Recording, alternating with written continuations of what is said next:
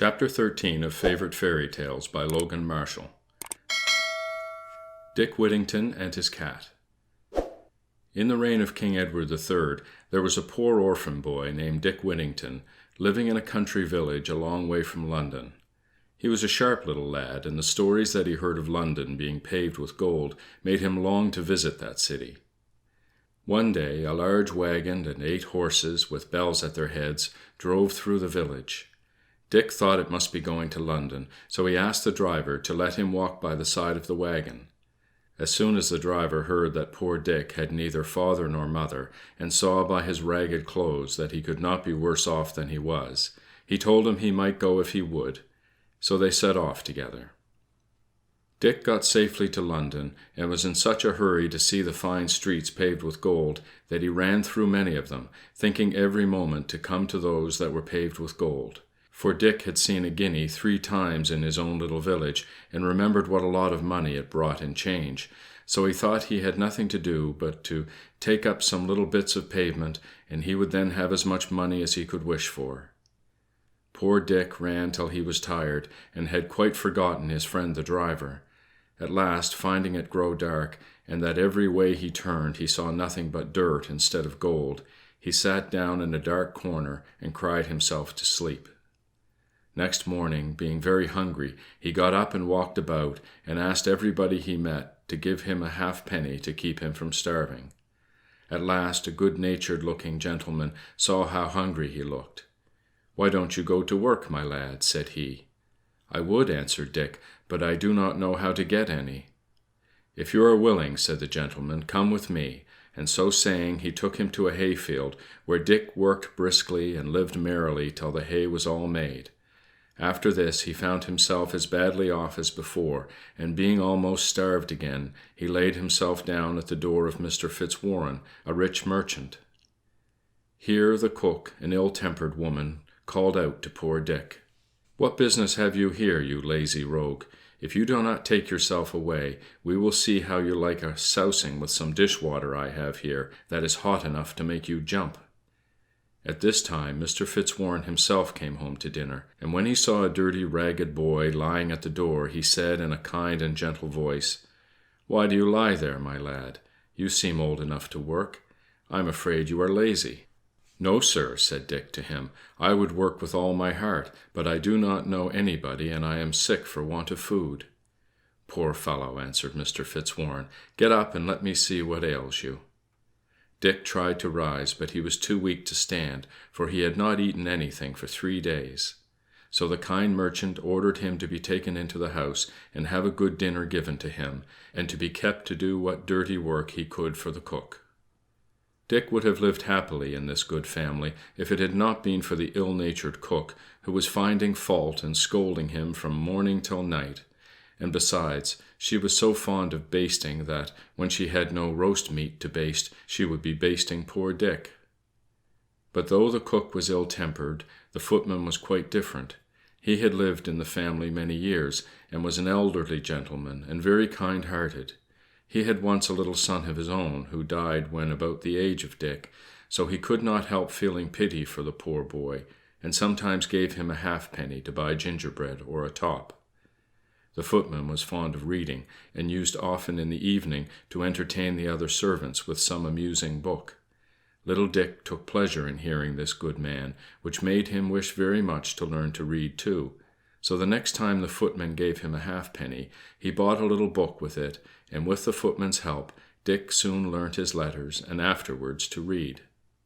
About this time Miss Alice, Mr. Fitzwarren's daughter, was going out one morning for a walk, and Dick was told to put on a suit of good clothes that Mr. Fitzwarren gave him, and walk behind her. As they went, Miss Alice saw a poor woman with one child in her arms and another on her back. She pulled out her purse and gave the woman some money, but as she was putting it into her pocket again, she dropped it on the ground and walked on.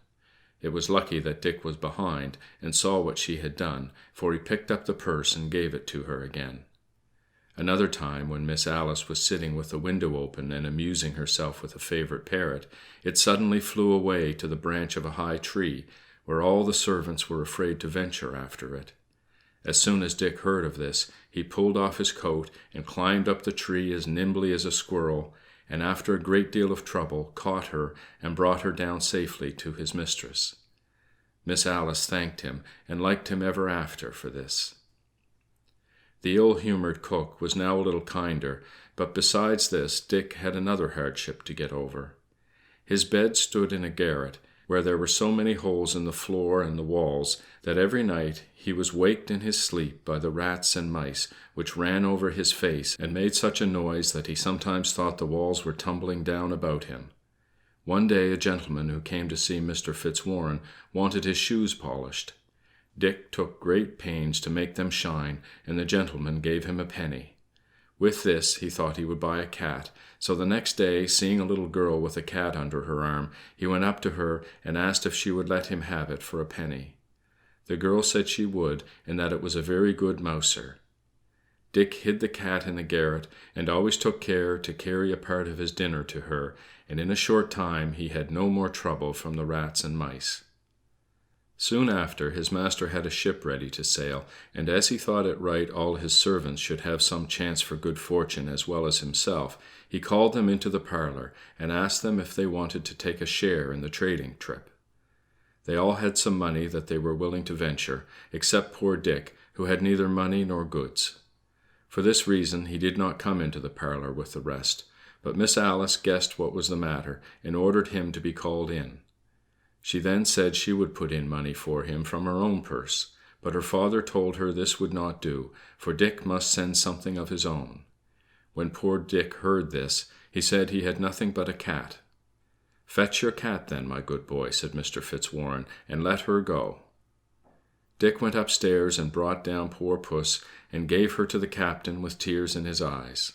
All the company laughed at Dick's odd venture, and Miss Alice, who felt pity for the poor boy, gave him some halfpence to buy another cat. This, and other marks of kindness shown him by Miss Alice, made the ill-tempered cook jealous of poor Dick, and she began to use him more cruelly than ever, and always made fun of him for sending his cat to sea. She asked him if he thought his cat would sell for as much money as would buy a stick to beat him. At last poor Dick could not bear this any longer, and thought he would run away from his place, so he packed up his few things, and set out very early in the morning on the 1st of November. He walked as far as Highgate, and there sat down on a stone, which to this day is called Wittington Stone, and began to think which road he should take farther. While he was thinking what he should do, the bells of Bow Church began to ring, and he fancied their sound seemed to say, "Turn again, Wittington, Lord Mayor of London." "Lord Mayor of London," said he to himself, "why, to be sure, I would put up with almost anything now to be Lord Mayor of London, and ride in a fine coach when I grow to be a man. I will go back and think nothing of the cuffing and scolding of the old cook, if I am to be Lord Mayor of London at last." Dick went back, and was lucky enough to get into the house and set about his work before the cook came down. The ship, with the cat on board, was a long time at sea, and was at last driven by the winds on a part of the coast of Barbary. The people came in great numbers to see the sailors, and treated them very civilly, and when they became better acquainted, were eager to buy the fine things with which the ship was laden. When the captain saw this, he sent patterns of the best things he had to the king of the country, who was so much pleased with them that he sent for the captain and the chief mate to the palace. Here they were placed, as is the custom of the country, on rich carpets marked with gold and silver flowers.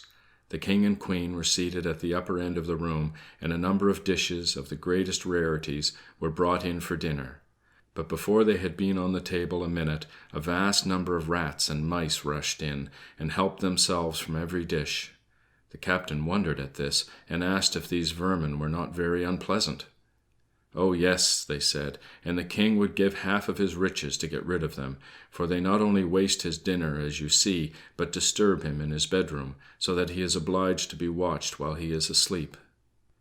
The captain was ready to jump for joy when he heard of this. He thought of poor Dick's cat, and told the king he had a creature on board his ship that would kill all the rats and mice. The king was still more glad than the captain. "Bring this creature to me," said he, "and if it can do what you say, I will give you your ship full of gold for her." The captain, to make quite sure of his good luck, answered that she was such a clever cat for catching rats and mice that he could hardly bear to part with her, but that to oblige his Majesty he would fetch her. "Run, run," said the Queen, "for I long to see the creature that will do such service." Away went the captain to the ship, while another dinner was got ready. He came back to the palace soon enough to see the table full of rats and mice again, and the second dinner likely to be lost in the same way as the first. The cat did not wait for bidding, but jumped out of the captain's arms, and in a few moments laid almost all the rats and mice dead at her feet. The rest, in a fright, scampered away to their holes. The King and Queen were delighted to get rid of such a plague so easily. They desired that the creature might be brought for them to look at. On this the captain called out, "Puss, puss," and the cat ran and jumped upon his knee.